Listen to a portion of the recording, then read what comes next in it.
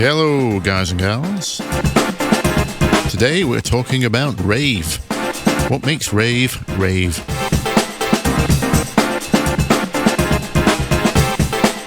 As you can hear in the background, we've got a little beat going here. And for this stab, I've sampled my own track, so I don't get in trouble. We are going to look at the theory of rave harmony, or more specifically, how sampling affects harmony, and why it sounds so good. So, let's begin. This is the track I've sampled here. I thought this pad would make a good sample to grab.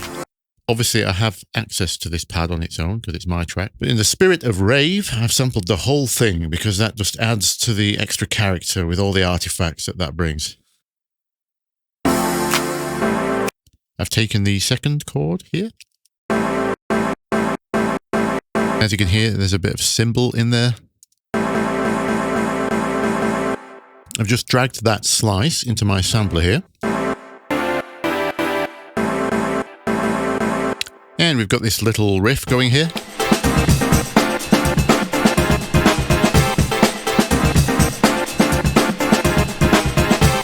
We have a 1, 3, 4, 6.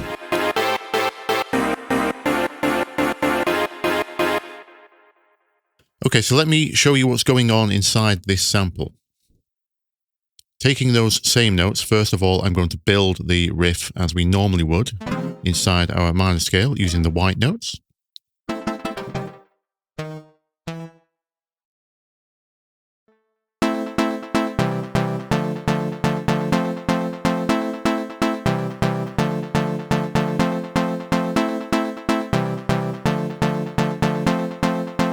Now, that still sounds cool, but not quite rave. And the reason for that is when you sample anything with a chord inside it, i.e. not a melody or single note, it does take some experience and time before you get a feel for what's a chord and what's not.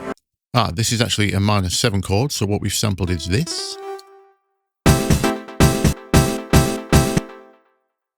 Now, what's happening when we pitch this sample around is what I call parallel harmony. Or just rave harmony, if you will. If I do this in MIDI here, you'll notice when we shift these chords around, here's our 7 chords from the 7 notes of the scale. You'll notice if we look at chord 3 here, we now have some notes no longer in the scale. As you can see, these are no longer white notes. Now, why has that happened?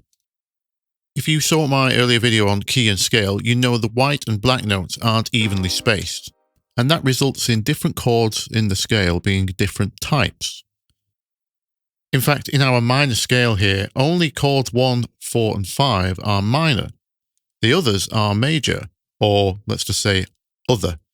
Chord 2 is something called diminished, but we don't talk about that just yet. So when you sample a chord, obviously you can't change its nature. And when you pitch shift it, its harmony moves in parallel with it. i.e. our minor chord is always going to be minor. So when we move it to any of these other pitches, 2, 3, 6, and 7, it's going to fall outside of the scale. And that is what I mean by parallel harmony, or rave harmony. It's basically ignoring the scale. That's why rave is the punk or hip-hop of dance music.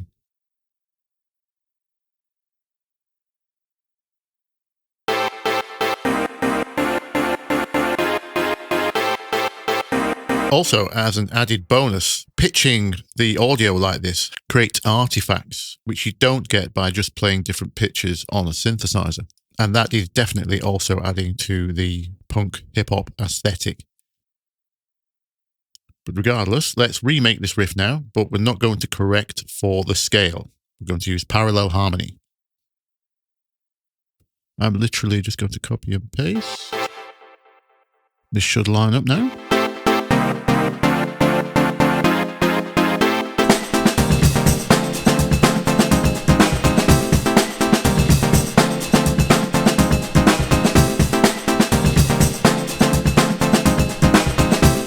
See how that sounds so much more rave? And if I correct it to the scale one more time so you can hear, we'd call this being diatonically correct. It's a diatonic scale and we're staying within it. And here's what it sounds like.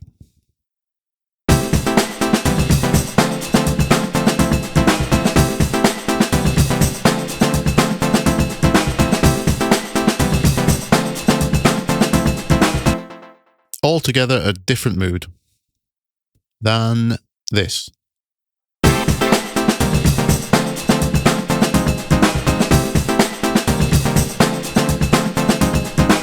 So next time you're sampling, you should now be aware, anytime you pitch a chord outside of 1, 4, and 5, you're into rave harmony territory. So be careful trying to match other parts with it. Anyway, I think we'll wrap it up there. So until next time, if you liked it, leave us a like, and if you loved it, leave us a sub, and I'll see you in the next one. Bye bye.